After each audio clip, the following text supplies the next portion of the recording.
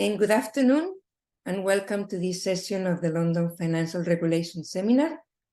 And it is a pleasure for me to kickstart the seminar this year, the seminar series, with a presentation by someone with whom I have been working for some time, Dr. Lucia Satragno.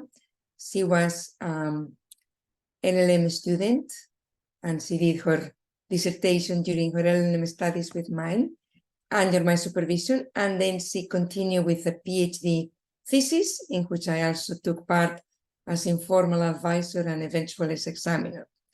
And the presentation that she's going to do today on sovereign wealth funds, a review of their governance and role, deals also on research that she has done, and a paper that we did together and eventually culminated in a chapter in a book, which was Sovereign Wealth Funds and Ethical Investment, the Case of Norway.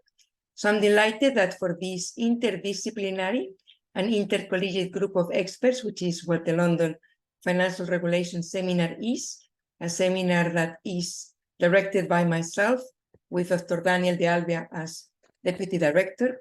We have today with us Lucia Satragno, and then as very distinguished discussant, we have Mr. Diego Lopez. So let me start by introducing Lucia, and then I will introduce Mr. Diego Lopez. So Dr. Lucia Satragno is an Adjunct Research Fellow at the Center for Banking and Finance Law at the National University of Singapore since 2020. And before joining the National University of Singapore, she was a doctoral fellow at the World Trade Institute in the University of Bern, and a research fellow at the same institution where she completed her PhD. She also worked as legal counsel in banking and finance for a major law firm and a corporate bank in Buenos Aires, Argentina, where she's originally from. And she graduated with honor, and as I mentioned before, I was very much part of ongoing supervision and eventual examination of her PhD thesis, which was entitled Monetary Stability as a Common Concern in International Law, and is a major piece of research in an area of law that increasingly requires further investigation and further interdisciplinary analysis between law, economics, politics, and international relations. So without further ado, I will give the floor to Dr. Lucia Satragno, and then after that, I will introduce, when it's his turn to speak, Mr. Diego Lopez. Lucia, the floor is yours. Now I will mute myself.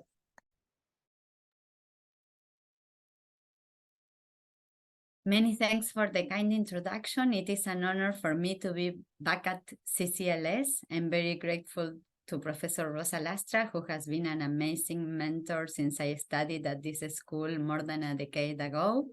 Also, my special thanks to the CCLS event team, and last but not last, my gratitude to Diego Lopez, who has very kindly accepted to be here today and share with us his expertise from the industry side. The purpose of my presentation today is to share with you all the results of my research on the role of sovereign wealth funds in the global financial markets from a legal viewpoint. I found that sovereign wealth funds are fascinating institutions because they are both state actors and market actors. Also, they sit among all the three areas of international economic law, that is, trade, finance, and investment. It is an understudied topic among the legal scholarship, and most of the research comes from economics. You have all received my paper, so I will try to be as brief as possible to leave enough time to hear from Diego and also to open the floor to some questions from the audience. I will take around 20 minutes. My presentation will offer a brief overview of sovereign wealth funds and its governance evolution. Then it will go on to highlight the role of sovereign wealth funds in times of crisis, followed by some remarks on the very interesting case study of Singapore funds. Finally, I will offer some concluding remarks. Well, governments usually manage their sovereign wealth in a conservative manner through central banks or ministers of finance, and in such cases, the focus is on liquidity and low-yielding assets. The management of sovereign wealth through sovereign wealth funds offer a more flexible and innovative alternative. The term sovereign wealth fund that we use today has been in use since 2005 when it was first coined by Andrew Rosanov on a publication. The wealth allocated to sovereign wealth funds ordinarily comes from two main sources, commodity and non-commodity. The commodity-based funds receive their funding from the revenues that come from commodity exports owed or taxed by the government. These are resource-rich nations in which the establishment of funds usually aims to stabilize government and export revenues, which reflect the volatility of commodity prices and to accumulate savings for future generations. Some leading examples are Norway Government Pension Fund Global and Abu Dhabi Investment Authority. In the case of the non-commodity-based funds, their funding comes from fiscal surpluses, excess of foreign exchange reserves, and or debt. This group is highly concentrated in Asia, with key examples being Singapore GIC, Korea Investment Corporation, and the China Investment Corporation. These funds have evolved and become relevant players in global financial markets, managing an estimated total of 12 billion assets as of April 2023.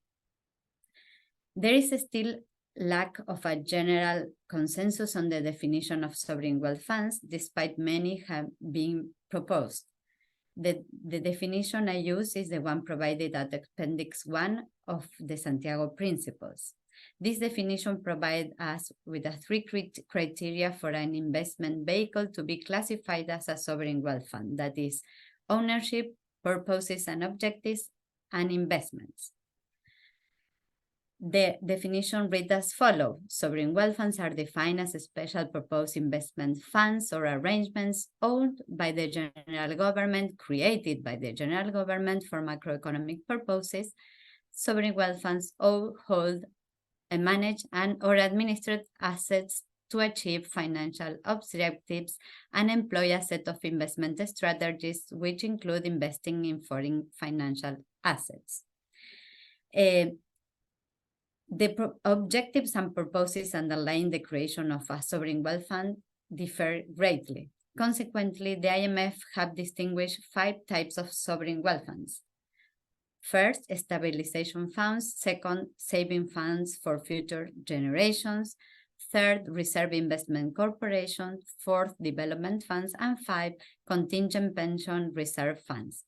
In spite of this taxonomy, governments have been innovative when establishing the mandates of their funds.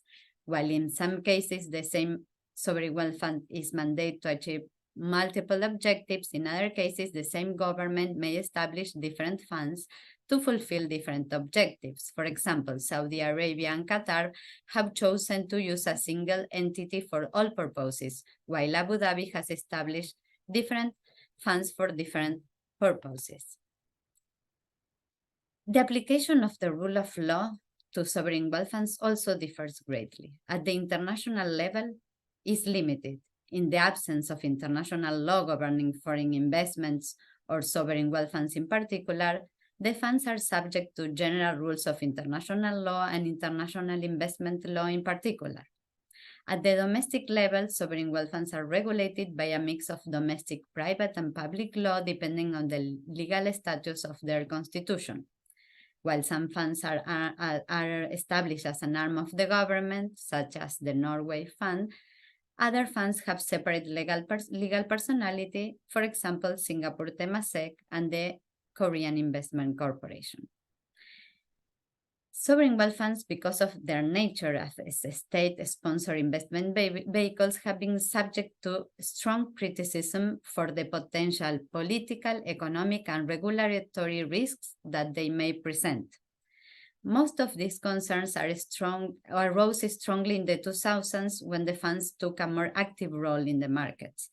These concerns, together with the lack of common standards and a limited role of law, led to a series of reactions. From the private sector, the creation of a series of rank systems and classifications. These indexes aim to reflect the perceived transparency and governance of the sovereign wealth funds. From the host countries, by enacting domestic regulation that applies to foreign investment in strategic areas. At the level of the international organization, the soft law approach emerged in the 2000s. The debate around the possible regulation for sovereign wealth funds escalated during the GFC, and both the G7 and the G8 issued statements calling for best practices. Following some deliberation and controversy, the OECD and the IMF settled on their current regulatory methods. The OECD released the OECD Declaration on Sovereign Wealth Funds and Recipient Country Policies in June 2008, followed by guidelines in 2009. These policies are directed to recipient countries' open international investment environment for sovereign wealth funds while safeguarding essential security interests. The IMF opted to establish and sponsor the International Working Group that now is called International Forum for Sovereign Wealth Funds. This forum enacted the Santiago Principles that are a set of generally accepted principles and practices that some sovereign wealth funds implement on a voluntary basis, consisting of 24 principles covering 3 key areas. First, legal framework of and coordination with macroeconomic policies, institutional framework and governance and structure, and finally, investment and risk management framework. The International Forum has become the key standard-setting body for sovereign wealth funds, and the Santiago Principles have marked a significant improvement in promoting transparency and good governance.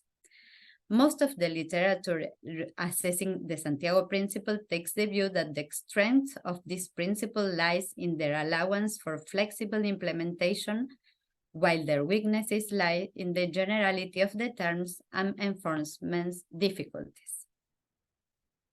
In my opinion, sovereign wealth funds are uniquely placed in crisis scenarios because their operations are linked to public finances, monetary policy, and external accounts.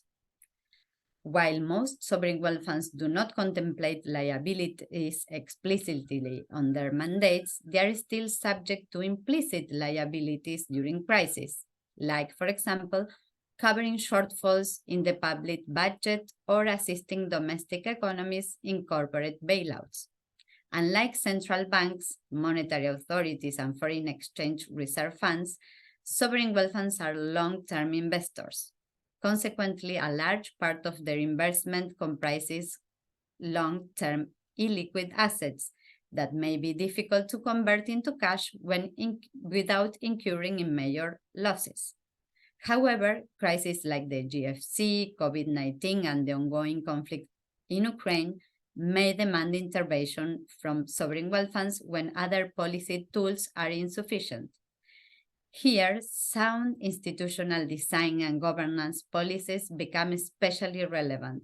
In particular, institutional independence from political influence, clear operational rules for the deposit and withdrawal of resources, and to establish clear limits for the mandate.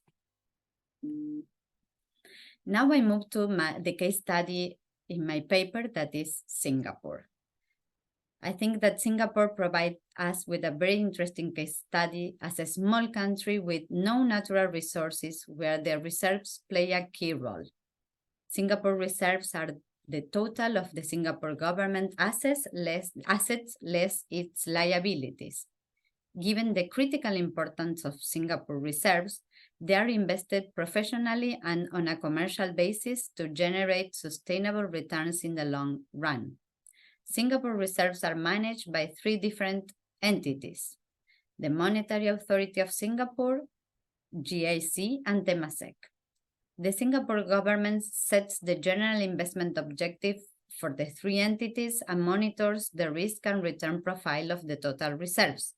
The MIS, as Singapore Central Bank, managed the official foreign reserve in a conservative manner with a large portion of its deposits invested in liquid financial market instruments. In contrast, GIC and Temasek, as Singapore funds, manage the reserves allocated to them by the government in pursuit of different objectives. GIC, as a non-commodity-based fund that invests assets on behalf of Singapore government in a conservative manner, aims to achieve long-term returns and to preserve and enhance the international purchasing power of Singapore reserves. Temasek is officially categorized as a global investment company and not a sovereign wealth fund, but for the purposes of my paper, Temasek is treated as a fund on the basis of its government shareholding and investment strategy. Temasek has the Singapore government as its sole equity shareholder. It owns the assets and manages its investments in accordance with its constitutive charter. Singapore two funds have evolved considerably since they were founded. The initial focus on domestic national development has shifted towards other strategic and international concerns, reflecting the development of the country itself. As with other funds, Singapore's funds are subject to the 3 layers of law, regulations, and principles. Both GIC and Temasek were founding members of the International Forum for Sovereign Wealth Funds. However, the government of Singapore withdrew Temasek from the International Forum membership when it was decided that Temasek is not an official sovereign wealth fund but an investment company. Both GIC and Temasek are private companies wholly owned by the government of Singapore. The key difference is that while GIC does not own assets but manage them on behalf of the government, Temasek owns the assets it manages. Both are independent of each other and are managed by independent professional officers and separate board of directors. While GIC directors are associated with the Singapore government as ministers or directors in other state-owned companies, Temasek directors are mostly associated with other private companies. In spite of these connections, the government of Singapore has emphasized on several occasions that the sovereign wealth funds decide their investment independent of involvement of or influence of the government. Singapore funds play a crucial role in the macroeconomic management of the country. Both make sizable contributions to the Singapore annual budget through the net investment returns contribution or NIRC regime that comprises up to 50% of the net investment returns on the net assets invested by GIC, MAS, and Temasek, and up to 50% of the net investment income derived from the past reserves from their remaining assets. Under the Singapore Constitution, the government is allowed to spend in its annual budget up to 50% of the long-term expected real return on the net assets managed by GIC and those owned by MAS and Temasek. This contribution has allowed the government of Singapore to make further investment for the long term and support Singapore transformation into a vibrant and innovative economy. Apart from the NIRC regime, the Singapore government can draw upon past reserves in exceptional circumstances. These past reserves refer to the reserves accumulated during the government's previous terms. Beyond the drawdown on past reserves, both GIC and Temasek were active players during the GFC and suffered significant losses to their portfolios. Also, Temasek took the lead in the response to COVID-19 crisis by recapitalizing and rescuing the sectors especially affected by the pandemic, such as entertainment and travel.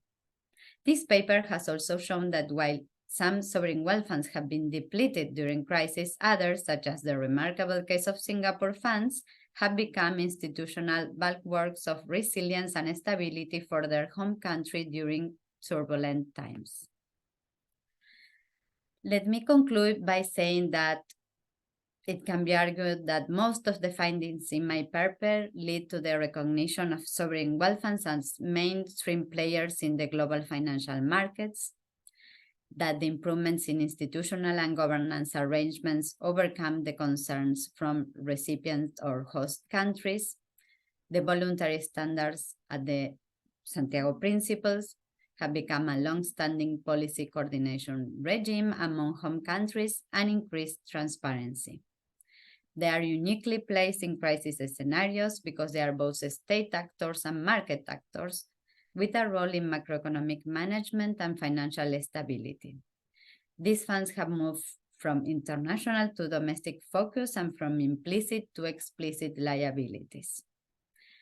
However, this paper has also suggested that sovereign wealth funds will only be instrumental in crisis scenarios when they are subject to an appropriate level of regulation that balances a strong governance and clear rules on the one side and the avoidance of protectionism on the other side. Thank you very much for your time, and I leave the floor to Diego. Thank you very much, Lucia. And I will now introduce our distinguished discussant of this very interesting presentation and accompanying paper that you have presented to us today in the London Financial Regulation Seminar, and some insights on how to improve the governance of sovereign wealth funds, drawing on the Singaporean example. So now on to Mr. Diego Lopez, who is the Managing Director of Global Sovereign Wealth Fund, which is based in New York, which is, if I understand correctly, a consultancy and data provider on sovereign wealth funds, as well as someone that provides tracking on the investments that these sovereign wealth funds do, and that, going further into what Dr. Lucia Satragno reminded us, this interesting and complex interaction between the private and the public sphere. We talk a lot about public-private partnership in a number of areas, and sovereign wealth funds really are sovereign actors that intervene in markets, and as such, they have a very particular role in the international financial system. What I think is very interesting about the sovereign wealth, the Global Sovereign Wealth Fund, of which Mr. Diego Lopez is the Managing Director, is that it brings a degree of transparency in a field that is really characterized, despite all the good work that his Global Sovereign Wealth Fund does, by opacity. And therefore, any effort to establish comparability, to establish further transparency, to establish an understanding of the volume of the investment, to establish how big they are as financial actors, in my opinion, is very, very welcome. So that with regard to his enterprise. With regard to his background, he is a world-renowned expert in sovereign wealth funds and acted as practitioner and advisor for many years, publishing articles in leading academic journals. And he has also worked as an external consultant for the World Bank, the UN, in the establishment or reformulation of a number of sovereign wealth funds around the world. And prior to that, he spent 5 years building PwC's footprint in the sovereign wealth fund industry, and acted also as director and COO of the global practice.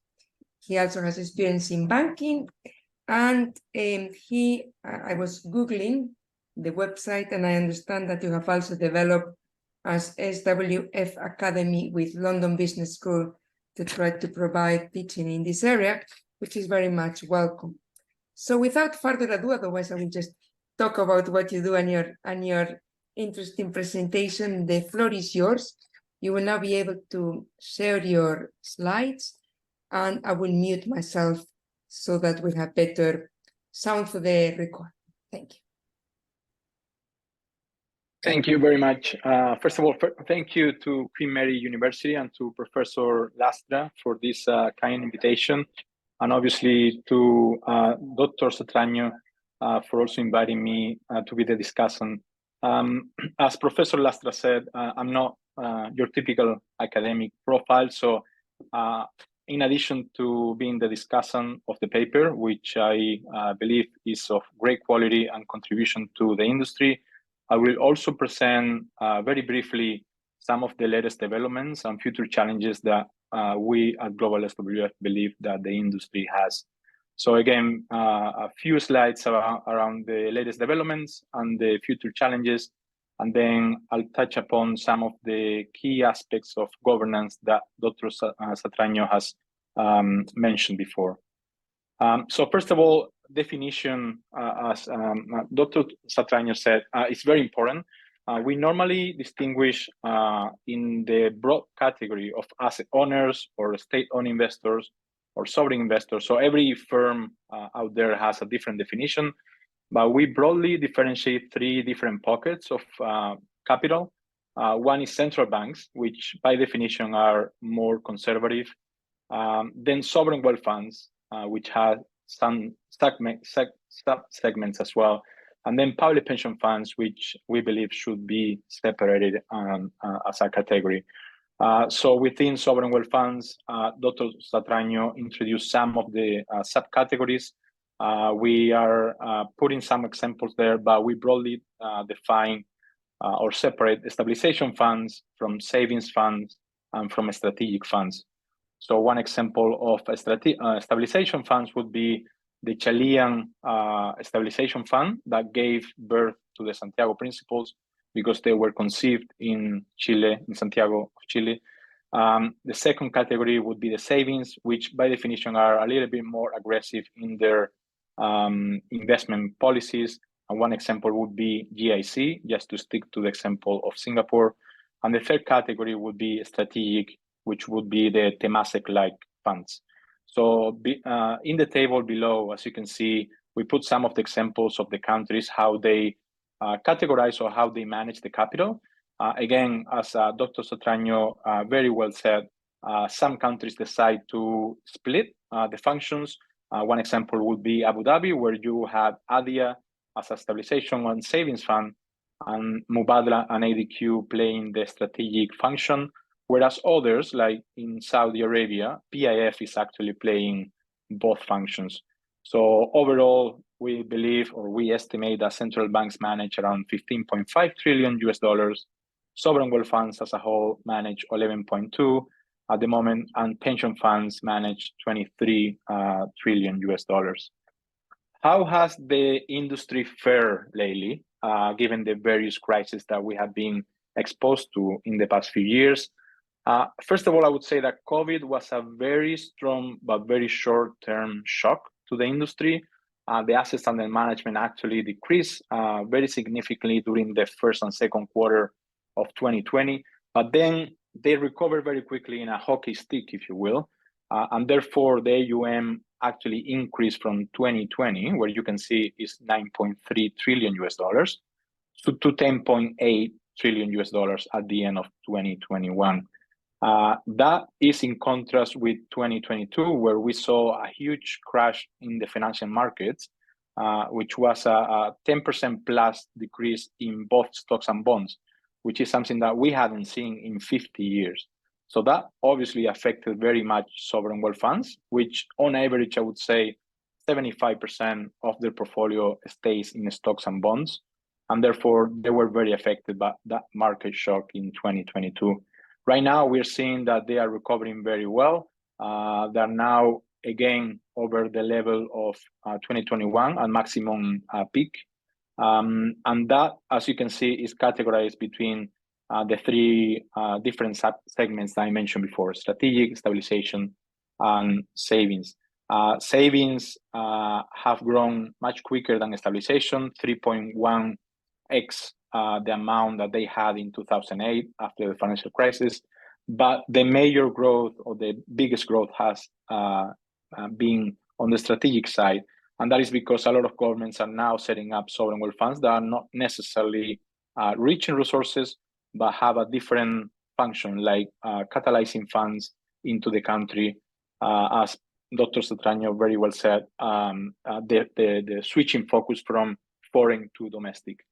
57% of the sovereign wealth funds in the world are still sourced from oil and gas and other natural resources, to lesser degree copper and diamonds, but it's mainly oil and gas. Whereas in terms of region of wealth, most of it sits in the Middle East and Asia, as you can see in the pie chart below. 16% is in Europe, but 15% of it is actually in Norway. So Europe and other continents represent a very small degree or a very small percentage when it comes to the sovereign wealth industry today. In terms of asset allocation, so how are these sovereign wealth funds managing their capital? Where are they investing? if we look at stabilization funds first, as you can see, the blue line is bonds. So they are very heavy in bonds, and I would say government bonds, because they need to stay very liquid and they need to stay very conservative in case of potential shocks. Another 15% is allocated to stocks, and the rest goes to alternatives, whether it's real assets, real estate, infrastructure, private equity, and hedge funds. The allocation hasn't actually moved significantly since 2008. But if we go to savings funds, we can see that the allocation, first of all, the allocation is much more aggressive, as you can see. The percentage allocated to alternatives is much larger, and also is moving very rapidly towards that. So in the past 15 years, they've actually switched and their allocation or doubled their allocation to alternative asset classes. And the same goes for strategic funds. If you think about the thematic-like type of funds, they are allocating more and more into real estate, infrastructure, and private equity globally. So we can see very clearly with this chart as well. In terms of returns, so we often get asked the question of which fund is more successful. And you know, it's very difficult to define success when it comes to a sovereign wealth fund, because they have different missions and therefore they bear different types of risk. So if we look at the investment returns that sovereign wealth funds have had in the past 10 years, if we see that the most profitable or the better performing sovereign wealth fund has actually been in New Zealand. So the New Zealand Super Fund has, on average, returned 12.1% to their shareholders in the past 10 years. And the least performing fund would be the Chilean Stabilization Fund, which on the left you can see has returned minus 0.3% in the past 10 years. However, it's not always black and white when it comes to sovereign wealth funds. And as you can see, they have different categories, they have different missions, and therefore different allocation and different metrics. So right now, if you think about PIF in Saudi Arabia, is often in the headlines for all the investments that they are doing overseas. PIF's portfolio is actually 80% in the kingdom. So that means that they are pursuing the diversification and the economic development in the kingdom of Saudi Arabia. And that means that their performance cannot be compared to a fund like ADIA or GIC that are only investing overseas. So I always say that PIF, that is unfair to compare PIF or Temasek, for that matter, performance to GIC, because GIC actually invests only financially, whereas Temasek invests in domestic companies as well. So very different missions and therefore very different returns when it comes to sovereign wealth funds. Very quickly, in terms of activity, we are seeing that the mega deals, as we call the deals of 1 billion plus, are returning.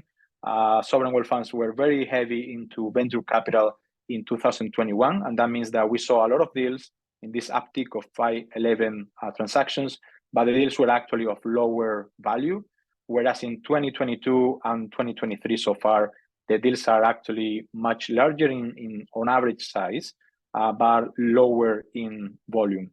In terms of the most spending funds, PIF, as I mentioned before, of Saudi, GIC of Singapore, and Mubadala of Abu Dhabi are the most active funds. Very quickly into the governance. So I'll give some snips into what we think of governance. I think it's a very complex issue of sovereign wealth funds. Again, I believe that Dr. Satragno's paper was very spot on in some of the conclusions and studies and analysis. But we believe that following best practices is not only about being transparent. So there are more issues around best governance than only being transparent. So some funds can be very well governed despite not being completely transparent. And one aspect or one key aspect is legitimacy. So we keep asking funds to be well run in terms of legitimacy rather than transparency, meaning that the government cannot always withdraw from the fund every time that they would like. Governance actually, we say, is in the eye of the beholder, which means that organizations like IFSWF may not be the perfect solution for this complex issue, And they actually conflicted if you think that they charge sovereign wealth funds that would like to claim abidance by the Santiago principles. And some of the most transparent funds, like Norway's MBIM or Chile's Stabilization Fund, which, as we said, gave birth to the Santiago principles, have now left the forum because of disagreement with the key principles of the Santiago principles. Some other opaque funds, like Qatar's or Kuwait's, are still members of the forum, but they have not published a single annual report in their whole history. So again, different solutions for different problems, but not necessarily, the Santiago principles are not necessarily the key solution today, or that's what we believe. If we move on to resilience, this is very important aspect as well.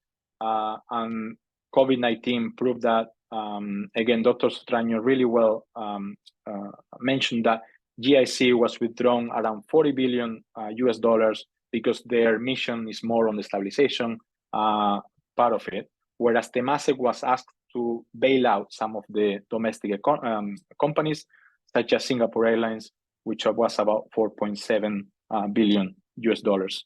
So GIC and Temasek are actually, and I agree with it, institutional bulwarks of resilience and stability, and that have proven to work very well in those instances in Singapore and abroad. So the next slide. Our partial solution to the issue of governance is what we call the GSR scoreboard. We came out with this system 4 years ago, and it's basically a system that is not commissioned by anyone. So we avoid that conflict of interest that we mentioned before. It's quantifiable. So we put figures into the principles or into the elements that we define. And it also incorporates elements of sustainability and resilience, which we believe are key today. So over the past 4 years, we have used this system to evaluate and assess the distribution of sovereign wealth funds around the world. In short, I mean, the conclusion is that Middle East is still the laggard of it, if you will, especially when it comes to governance, but they're behaving quite well when it comes to sustainability, if you compare it to other regions like Africa or Latin America, and resilience as well. Leading funds continue to be in the antipodes, actually. So in Australia and New Zealand are leading the charge when it comes to sustainability and resilience. And also in Europe and North America, as you all know, sovereign wealth funds in Europe and North America are of lower profile, if you will, but they still play an important role when it comes to state level finances, at least in North America. And the last slide is on exactly the conclusion that Dr. Satragno puts in her paper, which is the instrumental role of sovereign wealth funds can only be sustained with an appropriate level of regulation that balances a strong governance and clear rules on the one hand, and avoidance of protectionism on the other. And this is a key aspect, avoidance of protectionism, because governments tend to think that, hey, we are receiving Saudi or Chinese money and this is bad for the economy. And not necessarily. I mean, I'll always argue that sovereign wealth fund capital may be motivated by economic events and economic reasons and financial reasons, but very rarely it is motivated by political reasons. So I believe that a key aspect of it is obviously global regulation, but it's a very difficult aspect to attain. I believe that perhaps some sort of third-party audit on some of these funds could be a solution, but right now it's very difficult to find a common regulation in the different jurisdictions, back in the US or in the UK or in Europe as a whole. And that also includes tax issues. So as you all know, sovereign wealth funds normally abide or normally apply for the sovereign immunity, which keeps being a key aspect in the commercial terms, because they benefit from not having their investments being taxed. And actually, if we change that, like the UK has proposed to do, that can be a deal breaker in terms of receiving more money from sovereign wealth funds. And also in terms of the social debate, I mean, we're always studying the social debate as well. As we mentioned before, Singapore has a very advanced dividend system, in which Temasek and GIC can distribute part of their returns into the citizens because they actually benefit from having a lower GST or VAT in their population. But what if they say, well, we actually have enough and we can actually deploy more than 50%, and we can lower even more the VAT. So this debate between the current generation versus the future generation, I think is very important, and that can be a future challenge of the industry in the future. So I'll conclude there. Again, very thankful for the invitation. I'm very open to questions of the audience.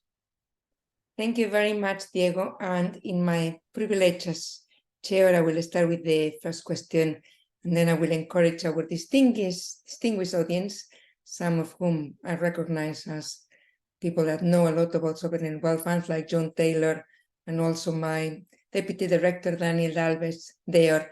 But I start with a first question, which is going back to the issue of transparency and also the diversity that you have when it comes to the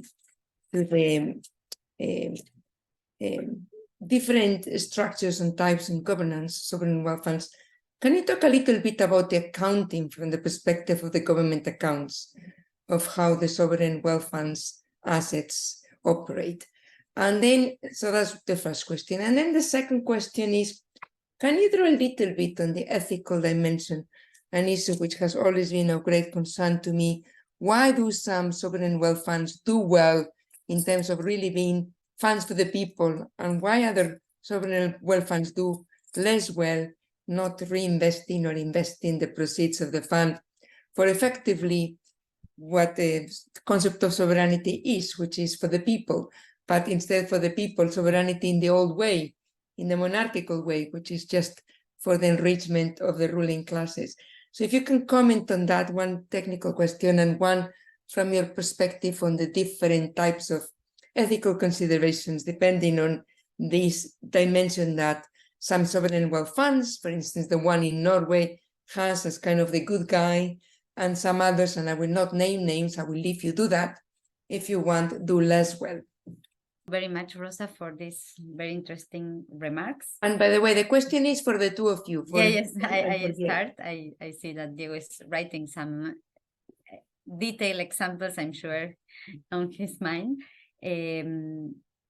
For me, the question of transparency is very interesting because, for example, in my case study of Singapore, both GIC and Temasek are exempt private companies, so they don't need to disclose any information. In spite of that, both funds have become more transparent in the last decade. I argue that the Santiago principles may be challenged in today's world, but they promote that transparency with the annual disclosure or the 3 annually reports that they suggest. So as Professor Lastra always says, institutions are creatures of their times. So I think that the Santiago principle in the 2000s was the best compromise available at the moment. And I do agree with Diego that we need to improve those principles, adapt them to the new realities. But well, as in the case of Singapore, if the intention is there, even if they are not obliged by a regulation or a law, they can improve the transparency. So I leave the floor for this first section of the question to Diego. I'm with my... Yeah, thank you, Professor Lastra. I mean, on the first aspect, I would say that accounting is part of the problem. There is not a single sovereign wealth fund that is mandated or that is compulsory for them to abide by IFRS or any other accounting standard. So they all follow their own GAPPAs, and they all follow their own system. And sometimes they are actually audited by the Auditor General in their country. So I would say that that's part of the principle, part of the problem. There is not a single set of rules that apply to them all. And then on the ethical aspect, I mean, I find that discussion very relevant and very useful, which is, you know, to us, the way that Norway manages their sovereign wealth fund is not necessarily efficient, or it's not necessarily the best way that they can do that with that such amount of capital. In the slide I previously projected, as you all know, Norway's return in the past 10 years has been 6.7%. I wouldn't call that optimum. I don't think they have actually beaten the market or beaten the Standard & Poor's 500 in the past 10 years. And that to me is not necessarily efficient, even though they are trailblazers when it comes to climate policies. They are trailblazers when it comes to transparency among sovereign wealth funds. But given how accountable, how extremely transparent that society is, they have actually, anything that they do, they're accountable to Parliament. And they have to present to Parliament anything that they do. And that has actually prevented them from investing in private equity in the past 10 years. So I wouldn't necessarily call them, you know, an efficient or the most optimal way of managing your portfolio. And I would say that a mix of policies can actually be beneficial. Some of the funds in the Middle East, they are often called, you know, the bad players, or the most, you know, less desirable players in your home state, but actually they rarely have stakes over 10% or over 20% of their companies. They are not interested in meddling into their policies. So to me, they're actually very good LPs, where you know, they are providing the financial muscle without interfering in the operations of the company. So to my point before, there is no black and white when it comes to sovereign wealth funds, and Norway is often put as an example, but to me, it's not necessarily the best way of managing a sovereign wealth fund. Thank you very much. Lucia, you want to continue? No, beyond what Diego have said about the ethical dimension, I think we also need to add that some funds are mandated by their domestic regulations to comply with human rights and environmental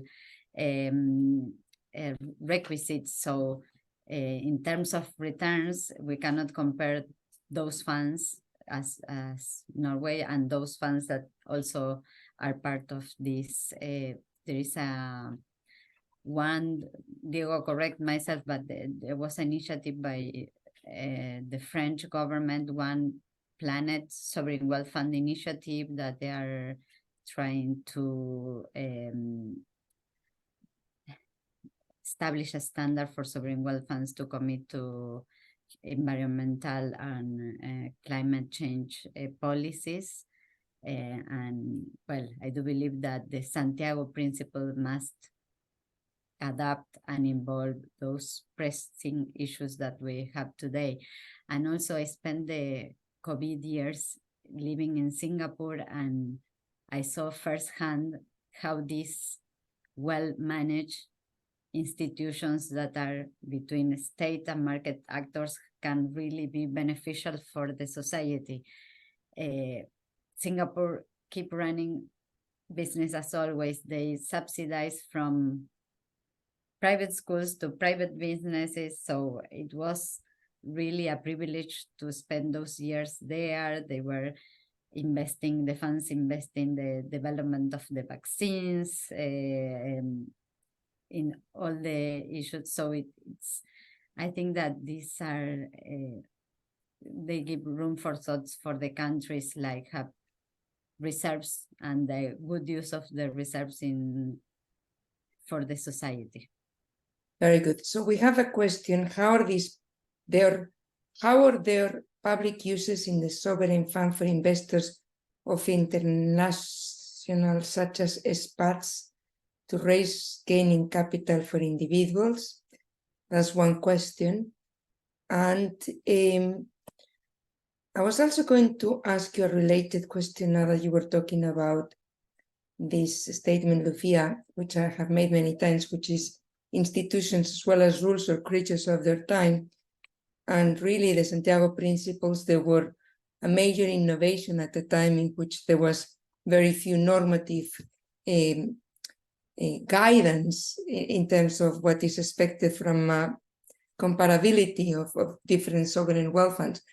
But clearly, in the context of ESG and in the context of climate change and in the context of the transition to more sustainable finance, there is a need, to continue to expand the Santiago Principles into these areas so that, beyond the ethical and governance considerations, the environmental and really climate change dimension, which is guiding a lot sometimes in terms of greenwashing, but is guiding a lot of what the industry is doing generally. So you can both answer the question of this participant, but also if you want to elaborate further on the evolution of the Santiago Principles to be more adequate to the needs of the sustainable finance platforms that we have today. Great, I'll take a stab at it, and then I'll leave Dr. Satragno to complement. On the question on the participant, I'm not sure I completely understand the question, but I believe he's asking how expats benefit from in a jurisdiction of sovereign wealth fund. I would say there are indirect and direct benefits.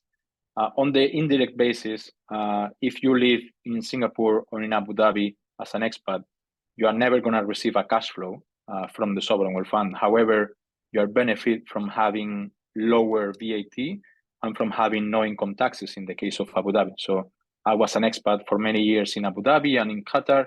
I never had to pay income taxes, and that's probably a benefit of having a commodity-rich economy with a very significant sovereign wealth fund. And there is also direct benefits, which is for in the small cases, like in the case of Alaska, if you are a resident in Alaska, you are going to receive a check every year, which historically has ranged from $1,000 to $3,500 US. That comes from the sovereign wealth fund. So it's actually the only sovereign wealth fund to pay actual dividends to the population. But in the most cases is actually indirect effect. On the evolution of the Santiago Principles that Professor Lastra was mentioning, I would say that it's definitely paramount that any sort of set of principles incorporate sustainability and sustainable finance elements, because this is where the economy is moving. And as Dr. Satragno said before, there is a sister organization called One Planet Sovereign Wealth Funds that has been trying to promote the principles, but in a very similar manner that the IFSWF. They're not enforceable and they're not quantifiable. So I'm not sure it's the same, it's the optimal solution. But as I said before, maybe there is a third-party audit process that we should put in place, or maybe there's some alternative solution. But IFSWF and One Planet are, for now, the only set of principles that are out there. Do you want to comment on either that or either the evolution of the Santiago Principles or the question in the chat? I wanted to add also that beyond the One Planet Sovereign Wealth Fund group, we have the Task Force on Climate-Related Financial Disclosure, the Net Zero Asset Owner Alliance, that are trying to promote ESG responsible investment applicable to sovereign wealth funds. These are all ways to promote the funds to adopt these climate-related and sustainable investment-related best practices. But, well, I believe that we need first to define a taxonomy on these issues, and then the funds will be able to move forward to a more level playing field to adopt these policies. While you look at the question, I mean, clearly, one of the problems generally in climate financing is the lack of a harmonized definition of what it is that we understand by green assets or green investments. There is not universally accepted definition, not at the corporate level, not at the international level.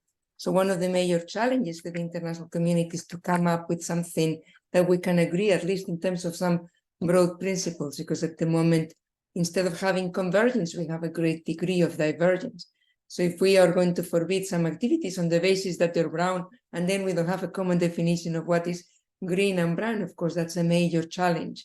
And different jurisdictions are moving in different efforts. In the European Union, there have been probably some of the most intricate and developed efforts to develop a taxonomy. But even so, it is not accepted in other parts of the world. And it's also economically and politically influenced. For instance, following the war in Ukraine, gas was considered to be, for the time being, clean, when in other contexts, gas would not have been considered as being clean or green.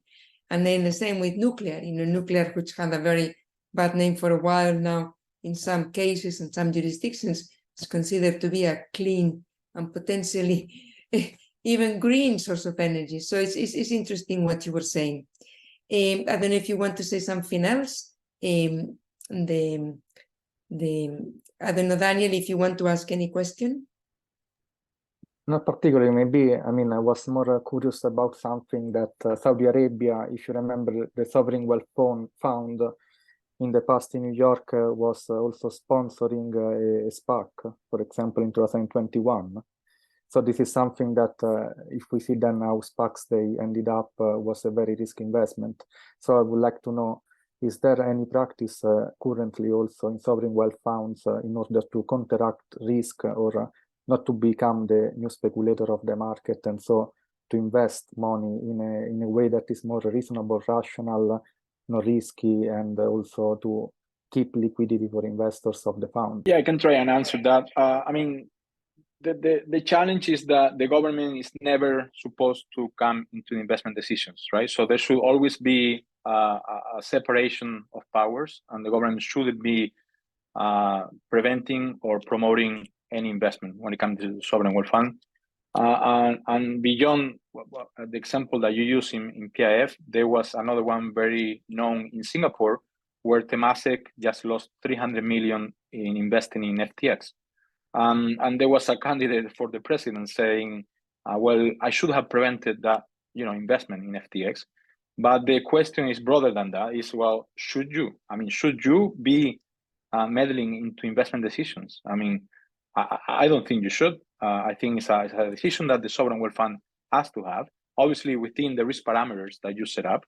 But there's always new instruments in finance coming up, and it should be in the sovereign wealth fund powers to take the right decision. They're not always going to be right. They could be wrong, and they could lose the pensioners or the stakeholders' money.